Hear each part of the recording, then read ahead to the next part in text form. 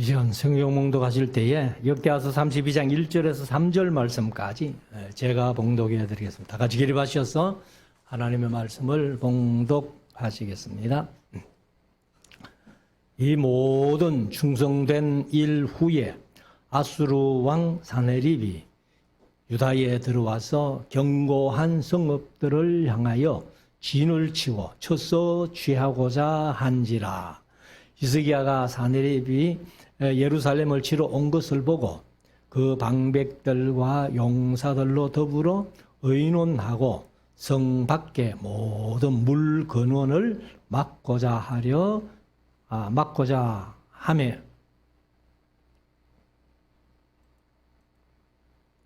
저희가 돕더라. 아멘. 작성하시고 이제 우리 하나님의 말씀을 묵상하는 시간인데요. 오늘 역대하서 32장 오전 시간에 말씀드리고 또 오후 시간에 33장 므낫세 아몬 얘기를 좀 하려고 합니다.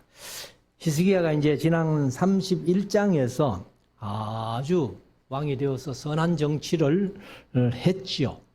하고 나서 그렇게 이제 했더니만은 그렇게 선하게 정치 잘했으면은 어려움이 없어야 되잖아요. 그것이 이제 보통 우리 성도들이 생각하는 것인데 하나님의 뜻은 그렇지 않더라는 겁니다. 그래서 히스기야가 지금 31장에서 선한 정치를 잘 했는데 그런데 사네립이 유다를 침공하러 온 거예요. 그런데 사실 이제 유다를 침공하러 왔을 때에 왜 왔느냐 하면은 히스기야가 아수르를 배반한 겁니다. 사실은 히스기야의 아버지가 우리 이사야서 7장 8장이나 그다음에 열왕기하서 16장 같은 데 보면은 아하스가 북방 이스라엘 베가하고 아람 왕 르신이 연합해서 쳐들어오려고 할 때에 아수르에게 도움을 청해가지고 그래서 이제 아하스가 도움을 받았거든요. 그래서 아마 아하스가 계속해서 이제 아수르의 조공을 바치면서 그렇게 지냈는데 이 히스기야가 아마 왕이 됐을 처음에는 바쳤는지 모르겠습니다만은 열왕기하서 18장 14절에 보면은 히스기야가 아수르 왕을 배반한지라 이렇게 이제 돼가지고 그래서 이제 이 사네립이 유다로 쳐들어옵니다. 쳐들어와가지고 예루살렘 외에는 거의 모든 성읍이 아수르 손에 넘어갑니다. 그래서 그 정확한 성의 숫자는 아마 42개 성 정도 아수르 손에 넘어가고 이제 예루살렘만 남아있는 그런 상황이에요. 근데 그런 상황이 되었을 때에 이 내용이 이사야서 36장부터 39장까지 그 다음에 열왕기하서 14장부터 18장부터 20장까지 훨씬 더 정확하게 기록이 되어 있습니다. 근데 이제 이 역대 하에서는 히스기야 얘기가 31장, 32장 정도 이렇게 좀 짧게 기록되어 있는데 사실 이제 히스기야가 크게 실수한 부분들은 기록하지 않았다가 나중에 보면은 그 이제 실수한 부분을 조금 기록을 하고 있습니다. 그래서 다시 한번 말씀드리지만은 우리가 선한 일을 했다고 해도 하나님의 뜻은 오히려 더 잘되게 하기 위해서 어려움도 주신다는 것을 여기에서 우리가 한번 볼 수 있는데요. 그러면 이제 그렇게 선하게 했는데도 1절에 한번 봅시다. 1절부터 이 모든 충성된 일 후에 그러니까 31장에서 이제 선하게 충성되게 했는데 그 후에 아수르 왕 사네립이 유다에 들어왔어 견고한 성읍들을 향하여 진을 치고 쳐서 취하고자 한지라. 사실은 여기 이제 쳐서 취하고자 한지라 앞으로 미래로 되어 있습니다만은 사실은 예루살렘 외에 거의 다 아까 말씀드린 42개 성읍이 아수르 손에 들어간 거예요. 그리고 이제 사네립이 예루살렘을 칠 때에는 직접 오지 않고 라기스에 가서 이제 딱 진을 치는데 사네립이 라기스에 가서 진을 친 이유가 뭐냐 하면은 애굽이 도와주러 못 올라오게끔 그렇게 길을 딱 막고 있는 거예요. 그리고 이제 그 이사야서나 그 열왕기 하서에 보면은 이 랍사게라는 사람을 보내 가지고 이제 예루살렘에 대해서 온갖 회유와 위협을 하는 그런 장면이 나오고 있습니다. 그래서 오늘 제목을 히스기야를 위협한 사네립이라고 그렇게 말씀을 드리는데, 자 2절 히스기야가 사네립이 예루살렘을 치러 온 것을 보고, 사실 이제 사네립이 이제 말씀드린 대로 직접 예루살렘으로 오지는 않았어요. 라기스에 가서 딱 진을 치고 있고, 그리고 이제 랍사게를 보내가지고 회유와 협박을 하는데, 3절 그 방백들과 용사들로 더불어 의논하고 성 밖에 모든 물 근원을 막고자 하매 저희가 돕더라. 사실 이제 이게 무슨 행인가 하면은 성지순례를 가면은 히스기야 터널을 우리가 구경을 하게 됩니다. 사실 이제 그 성경 공부 시간에 제가 동영상을 보여드리고 이렇게 하는데, 오늘은 그냥 말씀만 드릴게요.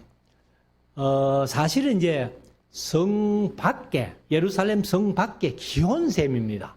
기온샘에서 이제 물을 끓여 들어가지고 이 실로암 연못으로 그렇게 들어가는 그 통로가 이제 히스기야 터널인데, 사실 좀 우기에 가면은 그 터널 안에 물이 꽤 많아요. 거의 무릎 가까이 올 정도로 그렇게 되고, 그 다음에 이제 좀 그 우기를 지나고 가면은 무릎과 발 사이 한 중간쯤 올 허벅 종아리까지 올 정도로 그렇게 물이 많은 물이 나옵니다. 그런데 이것을 이제 예루살렘 성 밖에 있는 물을 사실은 그걸 막아가지고 그 아수르 군대가 물을 못 먹게 한 거예요. 그 얘기를 이제 여기에 이렇게 하고 있습니다. 그래서 그 히스기야 터널의 길이가 한 1.6km 정도, 1.6km 정도 되는데, 그런데 이게 이렇게 직선으로 뚫린 게 아니고 이렇게 좀 왔다 갔다 해요. 그런데 그것을 이제 양쪽으로 뚫어 들어왔다는 거예요. 그래서 중간에서 만났다는 얘기인데, 이게 이제 요즘은 사실요, 우리 대한민국이 세계에서 터널 뚫는 데는 1등입니다.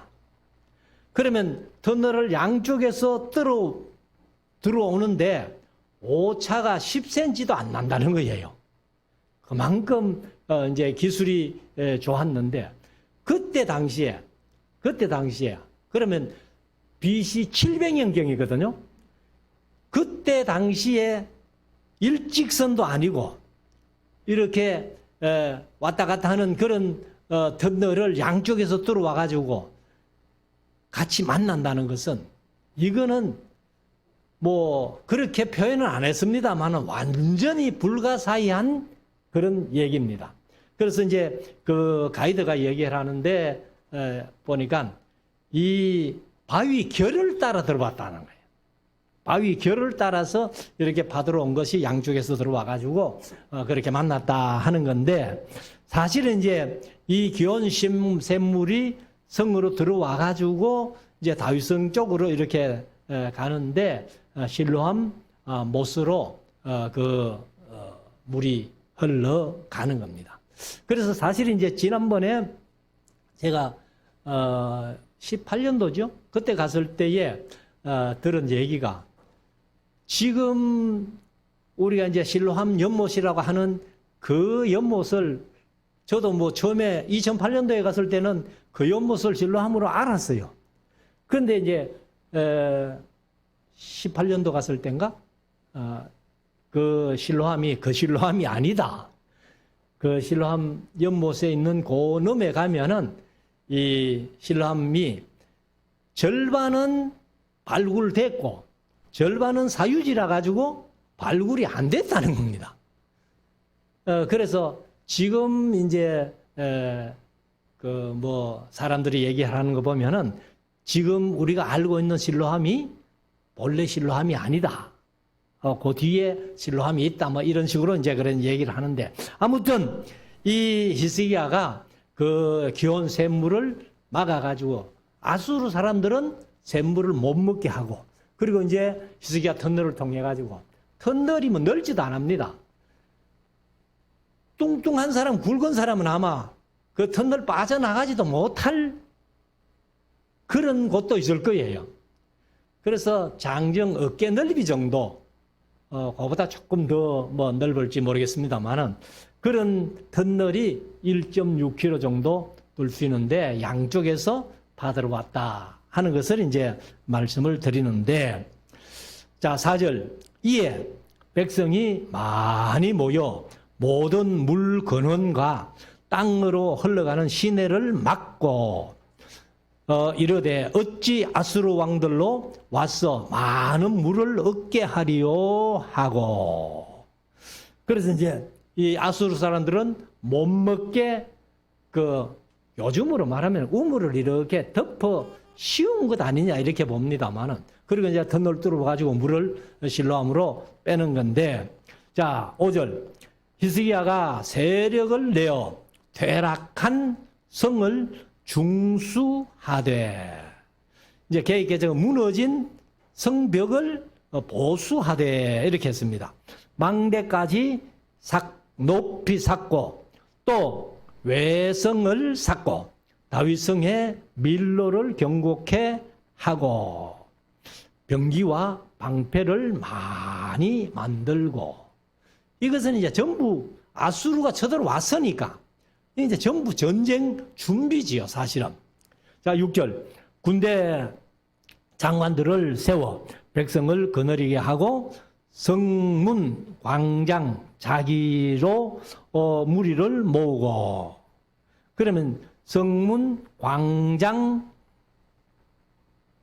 에서라고 이제 이렇게 하면 더 쉽잖아요. 개정은 이제 그렇게 광장에서 자기에게로 히스기야에게로 무리를 모았다 하는데 자기 앞이죠.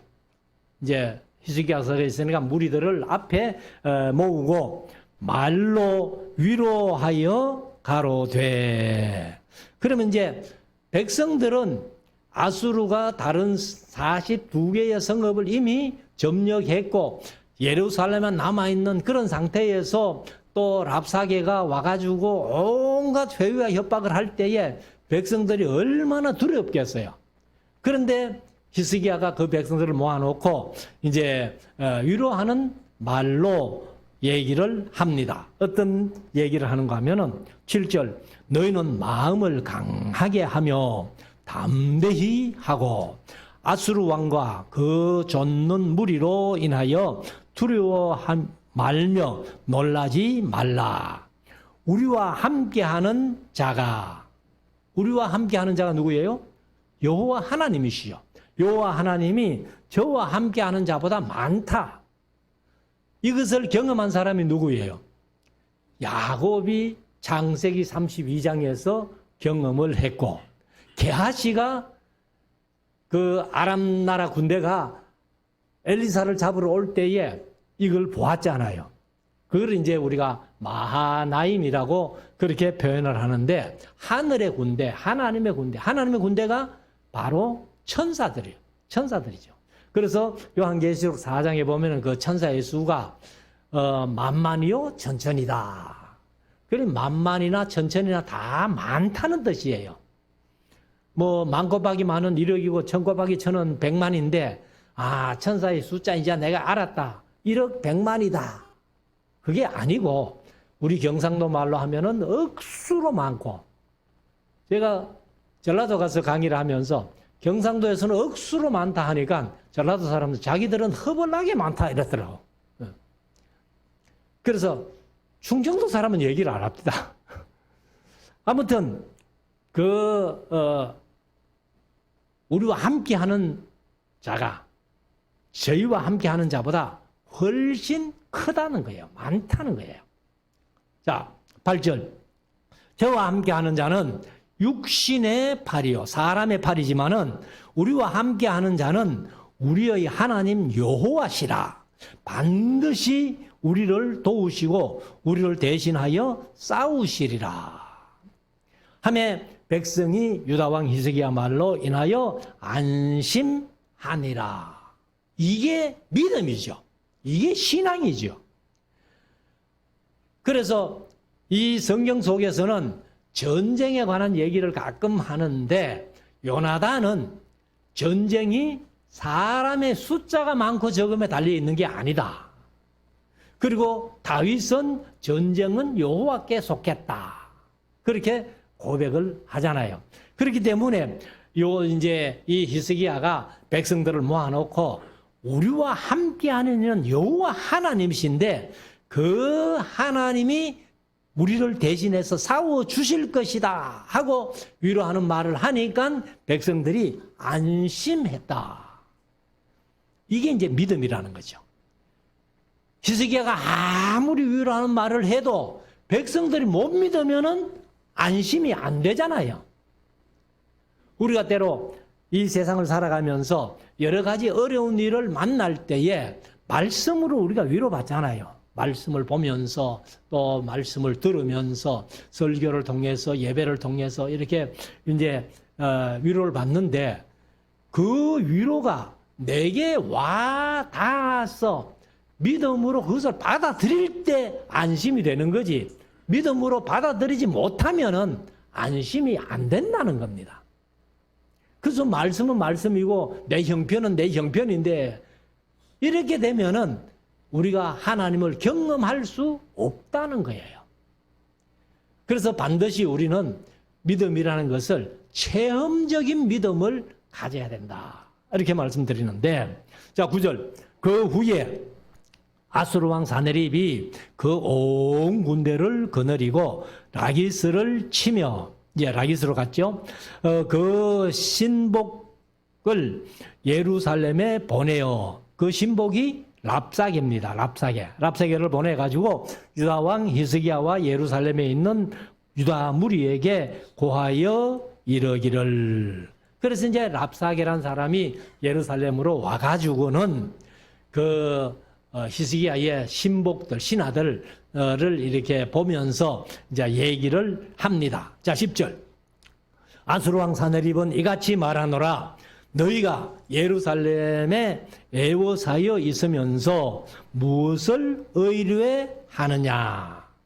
히스기야가 너희를 꾀어 이르기를 우리 하나님 여호와께서 우리를 아수르 왕의 손에서 건져내시리라 하거니와 이 어찌 너희로 주림과 목마름으로 죽게 함이 아니냐.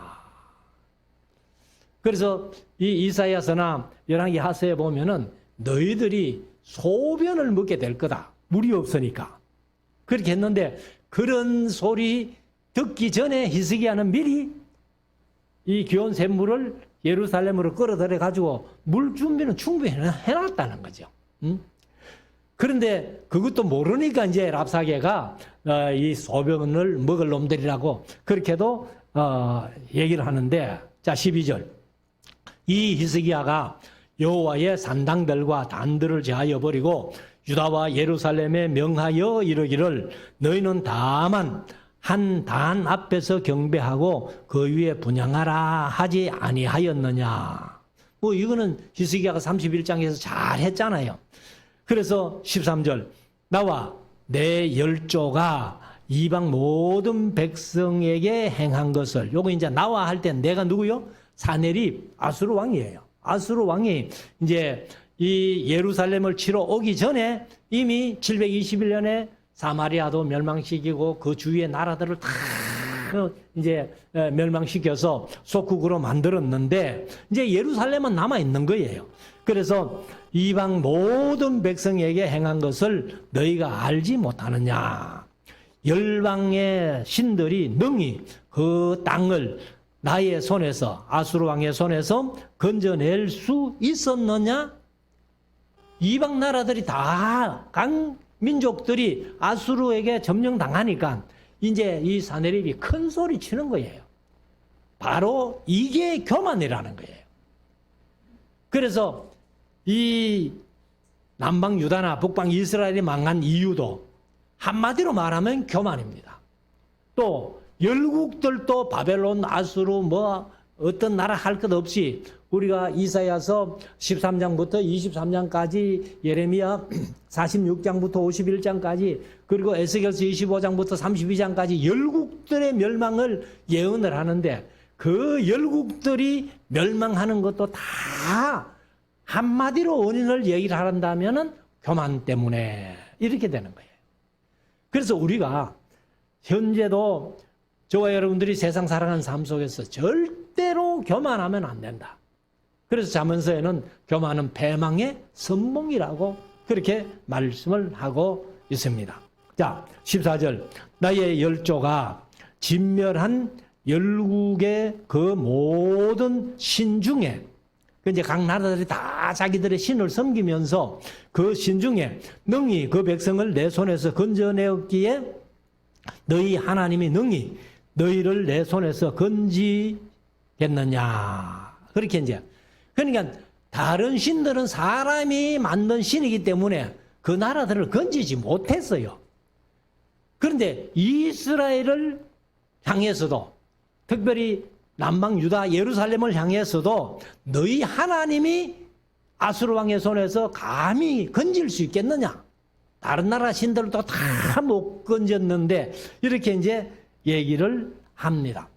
자, 15절. 그런즉 이와 같이 히스기야에게 속지 마라. 히스기야가 아무리 여호와 하나님이 우리를 건져 주실 거야 해도 거기에 속지 마라는 거예요. 꾀임을 받지 말라. 저를 믿지도 말라. 아무 백성이나 아무 나라의 신도 능히 그 백성을 나의 손과 나의 열조의 손에서 건져내지 못하였나니 하물며 너희 하나님이 너희를 내 손에서 건져내겠느냐 하였더라. 이게 이제 다시 말씀드리지만은 이 사네립의 교만이라는 거예요.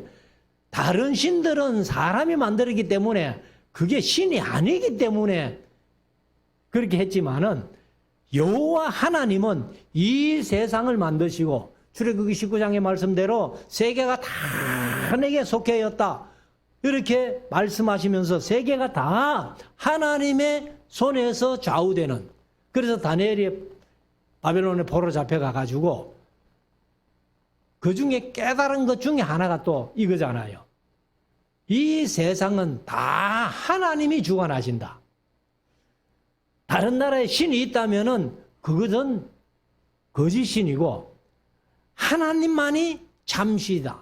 그래서 우상은 아무것도 아니다 하는 것을 다니엘과 그 포로 잡혀갔던 유대인들이 깨달은 겁니다.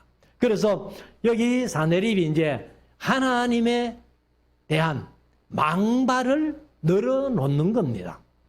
자, 16절. 사네립의 신복들도 더욱 여호와 하나님과 그 종 히스기야를 비방하였으며, 신복들이 이제 랍사게를 비롯한 그 예루살렘에 와가지고 이제 온갖 회유와 협박을 하면서 여호와 하나님을 이제 비방을 하였는데, 17절. 사네립이 또 편지를 써서 보내어 이스라엘 하나님 여호와를 욕하고 비방하여 이르기를 열방의 신들이 그 백성을 내 손에서 구원하여 내지 못한 것 같이 히스기야의 신들도 그 백성을 내 손에서 구원하여 내지 못하리라 하고.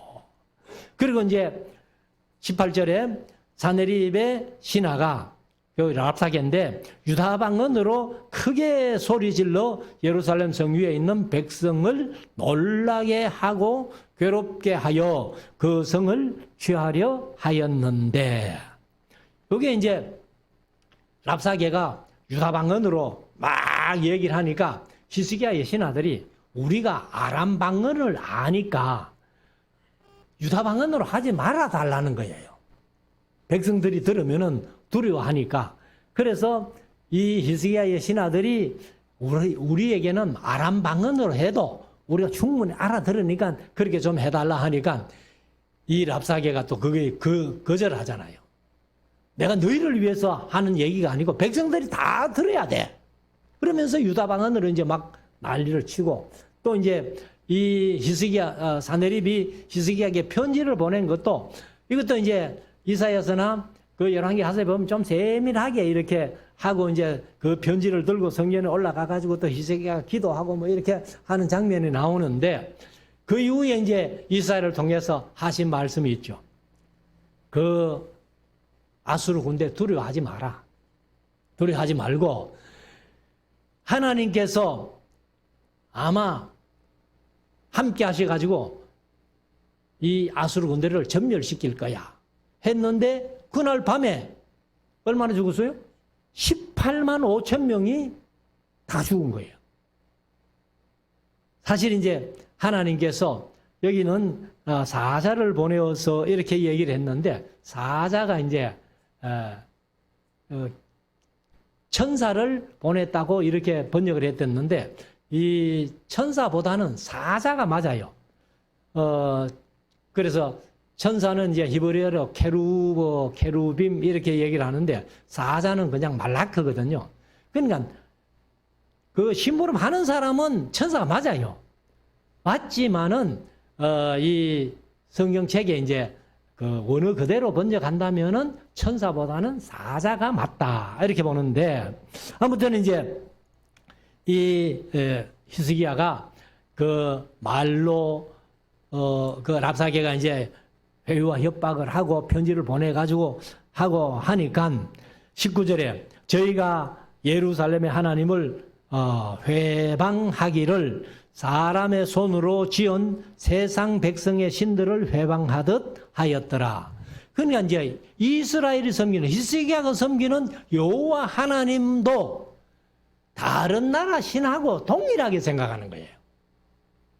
제가 가끔 그런 말씀 드렸습니다만은, 일본 사람들이 하나님을 설명하기가 참 힘든다는 겁니다.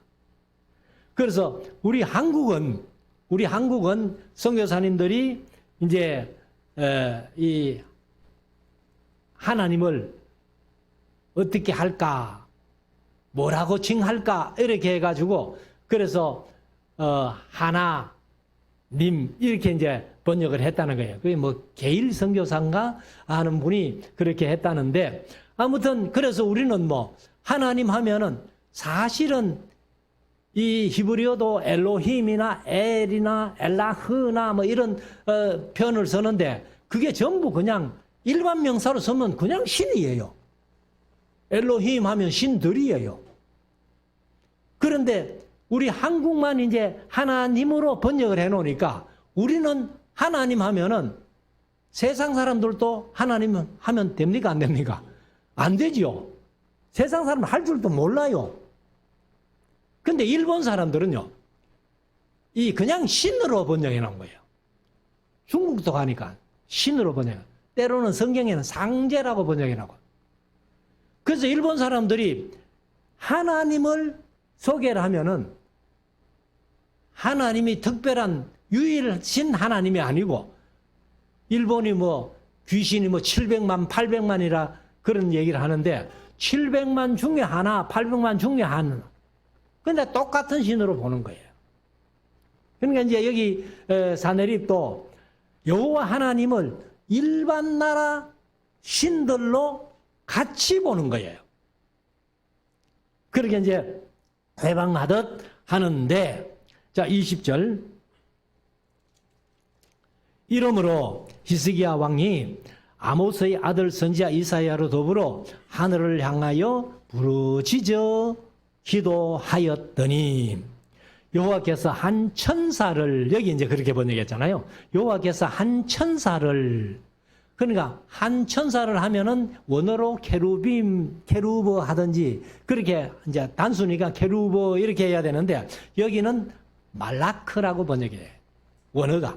그러니까 한 사자를 보냈다 이렇게 하는 게, 하는 이제 천사보다는 사자가 하나님의 심부름꾼이니까 그렇게 번역하는 게 더 맞지 않겠나 이렇게 봅니다만은, 그래서 한 천사를 보내요. 아수르 왕의 진영에서 아수르 왕의 영에서, 개정은 진영에서 모든 큰 용사와 대장과 장관들을 멸하신지라. 몇 명? 18만 5천 명. 그렇게 하룻밤에 다 죽은 거예요. 그래서 아수르 왕이 얼굴이 떳떳하여 그 고국으로 돌아갔더니 그 시내 전에 들어갔을 때에 그 몸에서 난 자들이 거기서 칼로 죽였더라. 그래서 그 몸에서 난 자가 누구요? 아들이죠, 아들. 그래서 사실은 이제 여기에는 역대하에서는 그런 구체적인 얘기를 다 빼버렸어요. 왜 뺐는가 하면은 사실은 이 역대상하가 이제 그 목적을 두고 기록했다 이런 말씀을 이제 계속해서 드렸는데, 그러니까 그 실수한 거나 뭐 세밀한 거 그거는 우리가 이사야서나 열왕기 하서를 보면 되니까, 여기 역대하를 기록할 때는 아마 에스라가 기록했다고 보는데 에스라는 그런 걸 다 생략하고 이제 교훈 될 만한 것만 아마 기록을 했다고 봅니다. 22절. 이와 같이 여호와께서 히스기야와 예루살렘 거민을 아수르 왕 사네립의 손과 모든 적국의 손에서 구원하여 내사 사면으로 보호하심에 여러 사람이 예물을 가지고 예루살렘에 와서 여호와께 드리고 또 보물로 유다 왕 히스기야에게 드린지라. 이후부터 히스기야가 열국의 눈에 존대하게 되었더라. 이게 이제 문제라는 거죠. 하나님이 그렇게 해 주셨고 열국들이 겁을 집어먹고 히스기야에게 이제 조공을 바치면서 보물과 검은 보물을 바치는데, 그러니까 이제 이때에 히스기야가 뭐라고 해야 돼요? 내가 한 게 아니라 하나님이 하셨다. 하나님이 도와주셔서 우리가 이렇게 됐다 하고 겸손해야 되는데 히스기야가 그만 교만한 거예요. 그래서 이제 뒤에 나옵니다만은 나중에 바벨론 사신들이 왔을 때에 내탄고 검문 다 보여주면서 그렇게 해서 히스기야가 결국은 말로가 별로 안 좋은 그런 결과가 됩니다만은, 우리들도 뭔가 잘 될 때에 조심해야 돼요. 뭔가 잘 될 때에 조심하고 겸손해야지, 뭐 내가 이렇게 잘 됐는데 하고 교만하면은 하나님께서 버리신다는 겁니다. 자, 24절. 그때에 히스기야가 병들어 죽게 된 거로 여호와께 기도하매 여호와께서 그에게 대답하시고 또 이적으로 보이셨으니 그는 이적으로 보이신 게 뭐예요? 아스의 일령표 해시계가 10도 물러갈 것인지 10도 앞으로 나아갈 것인지 그렇게 이제 보여주셨는데, 25절 히스기야가 마음이 교만하여 그 받은 은혜를 보답지 아니하므로, 이게 이제 문제라는 거죠. 진노가 저와 유다와 예루살렘에 임하게 되었더니, 그래서 우리가 다시 말씀드리지만은 뭔가 잘 될 때에 조심해야 된다. 하는 것을 이제 말씀을 합니다. 26절. 히스기야가 마음의 교만함을 뉘우치고, 그러니까 이제 이사야가 찾아가 가지고, 여기는 구체적으로 그런 얘기 없습니다만은 그러잖아요. 당신 집을 처치하고 유언이나 잘하세요. 하나님이 당신을 죽이실 겁니다. 그렇게 했더니만 이제 또 벽을 향하여 벽을 향하고 하나님 앞에 기도하면서 내가 그래도 젊을 때에 선한 일도 한 것을 기억하십시오. 하니까 하나님께서 생명 15년을 연장시켜 주신 건데, 그 이제 오후에 말씀드리겠습니다만 생명 15년 연장받고 버렸던 헵시바를 다시 불러들임으로 말미암아서 그 천하의 악당 므낫세를 낳게 되는 그런 끔찍한 일이 벌어지는 겁니다. 그래서 교만함을 뉘우치고 예루살렘 거민들도 그와 같이 하였으므로 여호와의 노가 히스기야의 생전에는 저에게 임하지 아니하니라. 사실 이제 히스기야의 생전에는 안 임했다 손치더라도 이 일 때문에 바벨론이 이 예루살렘을 치러 오고, 그리고 이제 성전의 내탕고의 금은 왕의 내탕고의 금은 모두를 다 뺏어가는. 그래서 이사야가 나중에 그런 얘기를 한번 하죠. 바벨론 사람들이 왜 왔었대까 하니까 내가 병들었다가 나았다는 것을 축하해 주러 왔대 그래. 그래 어떻게 했습니까? 내탕고에 있는 거 다 보여줬지요 하니까 이사야가 아이고 왕이여, 그 바벨론이 얼마 안 있다가 그 모든 걸 가지러 올 거요. 그런 얘기를 했잖아요. 그러니까 우리가 잘 될 때 조심해야 된다 하는 것은 이제 다시 한번 말씀을 드리고, 자 27절 히스기야가 부와 영광이 극한지라. 이에 은금과 보석과 향품과 방패와 온갖 보배로운 그릇들을 위하여 국고를 세우며 곡식과 새 포도주와 기름의 산물을 위하여 창고를 세우며 짐승의 외양간을 세우며 양떼의 우리를 갖추며 양떼와 많은 소떼를 위하여 성읍들을 세웠으니 이는 하나님이 저에게 재산을 심히 많이 주셨음이며 이 히스기야의 또 기온의 윗샘물을 막아 그 아래로조차 다윗성 서편으로 곧게 인도하였으니 저와 모든 일이 형통하였더라. 그럼 이제 형통하였더라 하고 끝나면 좋은데 마지막 31절에 보면은 그러나가 있죠. 그래서 제가 가끔 말씀드렸습니다. 그러나는 앞에 긍정이면 뒤에는 부정이고 앞에 부정이면 뒤에는 긍정이고, 여기는 이제 그러나 할 때 그러나는 앞에 긍정인데 뒤에 부정이 온다는 거죠. 바벨론 방백들이 히스기야에게 사자를 보내어 그 땅에서 나타난 이적을 물을 때에 하나님이 히스기야를 떠나시고, 이게 이제 보면은 히스기야가 잘못한 거예요. 그 하나님이 떠나가시는 거예요. 그러니까 이때에 바벨론이 와가지고 물을 때에 좀 하나님께서 이렇게 도와주셨기 때문에 우리는 힘이 없었지만은 하나님이 도와주셔서 이렇게 됐다 해야 되는데, 이제 자기가 다 한 것처럼 18만 5천 명이 그냥 자기가 죽인 것처럼 그렇게 얘기를 하니까 하나님이 떠나가신다는 겁니다.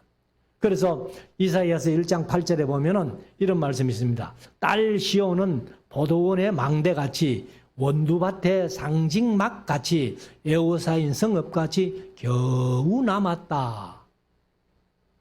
그래서 이 예루살렘만 겨우 남아있는 이런 상황에서 하나님이 도와주셨으면 하나님을 찬양하고 모든 것을 하나님 앞에 돌려야 되는데 자기가 잘한 것처럼 그렇게 바벨론 사신들에게 얘기를 했기 때문에 하나님이 히스기야를 떠나가신 거예요.